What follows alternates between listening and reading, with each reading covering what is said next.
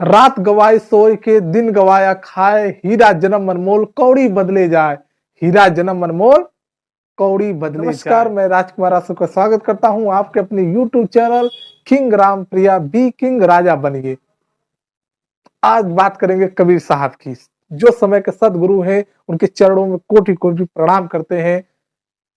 सतही भाषा एकदम भोजपुरी भाषा में आज आ जाते हैं, एकदम हमारे भोजपुरी देहाती भाषा में कह रहे हैं कि रात गवाए सोए के दिन गवाया खाए, हीरा जन्म अनमोल कौड़ी बदले जाए। इस शरीर को हीरे के बराबर तुलना दे रहे हैं। किसके बराबर तुलना कर रहे हैं? हीरे के बराबर इसको बता रहे हैं। और हम लोग किसके बराबर इसकी तुलना करते हैं? 1 लाख 2 लाख रुपए, 10 लाख 20 लाख। हम लोग रुपए सोने चांदी के बराबर इस शरीर की तुलना कर रहे हैं।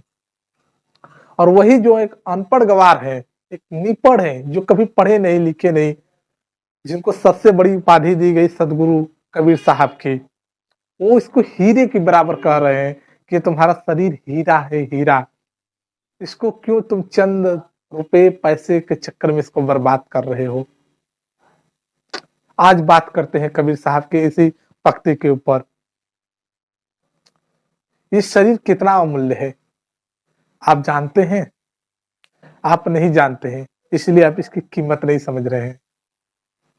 हीरे की परख जौहरी ही करता है।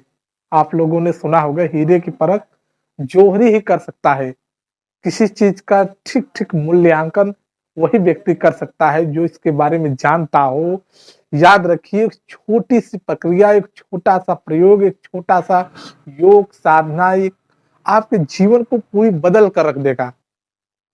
कोई ब्रह्म सूत्र की जरूरत नहीं है कि जो गुरु बहुत बड़ा ब्रह्म सूत्र देगा उसी से आपका जीवन बदलेगा।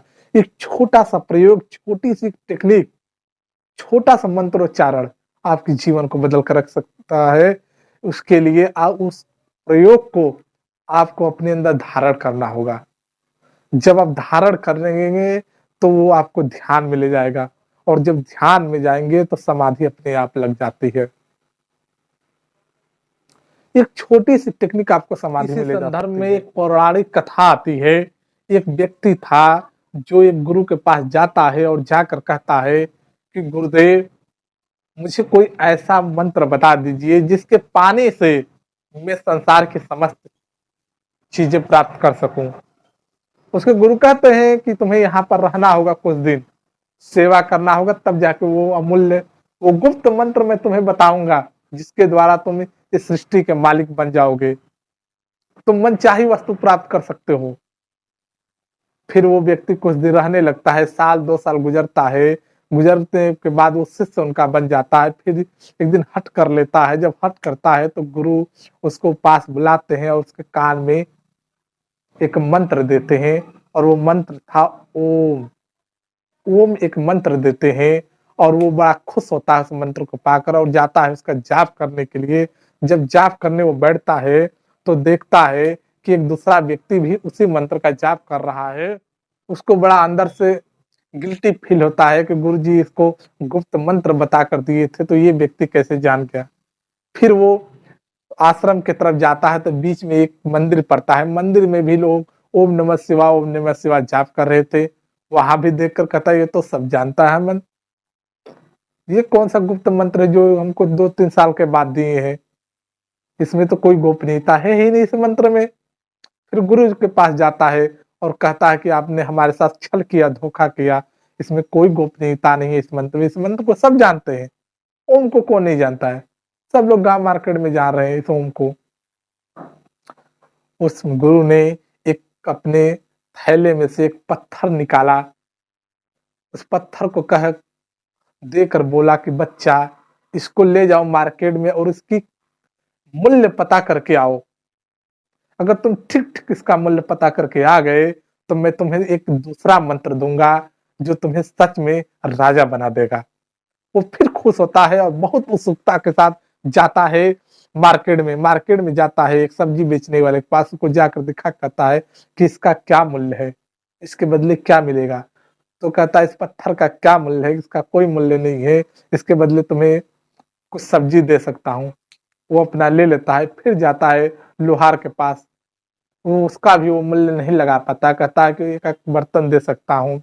फिर अगले व्यक्ति के जाता है किराना स्टोर पे, फिर वहां पर जाता है तो कहता है इसका कुछ नहीं मिलेगा, थोड़ा सा नमक मिल जाएगा, इस पत्थर का क्या मिलेगा।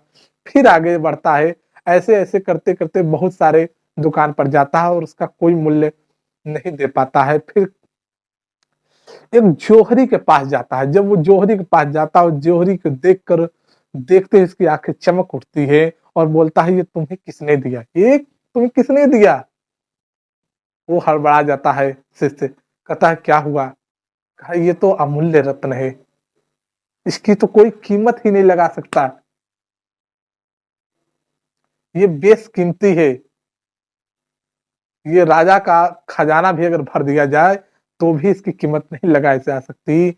और वो पूछता है ये तुम्हें किसने दिया, तो वो बताता है कि ये मेरे गुरु जी ने इसका मूल्य लगाने के लिए दिया है, आपने इसका मूल्य बता दिया, बहुत बहुत साधुवाद। और कहता हुआ अपने गुरु जी के पास आता है और गुरु जी के चरणों में गिर जाता है, गिर कर माफी मांगने लगता है। गुरुदेव उसको बैठा कर अपने पास कहते हैं कि बच्चा, कोई भी मंत्र, कोई भी वस्तु वो मूल्यहीन ही होती है आम लोगों के लिए, मगर जो व्यक्ति उसके बारे में जान जाता है उसके लिए वो मूल्यवान हो जाता है। हम जीवन के बारे में नहीं जानते हैं, इसलिए ये जीवन हमारे लिए मूल्यहीन हो गया है। आज हम पढ़ाई को जान रहे हैं, पढ़ाई की जनरेशन को पकड़ लिए हैं, इसलिए हम बचपन से अपने बच्चे को पढ़ाई के लिए भेज रहे हैं, क्योंकि उसके हम मूल्य को जान गए हैं। हम जिस भी चीज को के बारे में जान जाते हैं उसको हम हिफाजत करके रखने लगते हैं।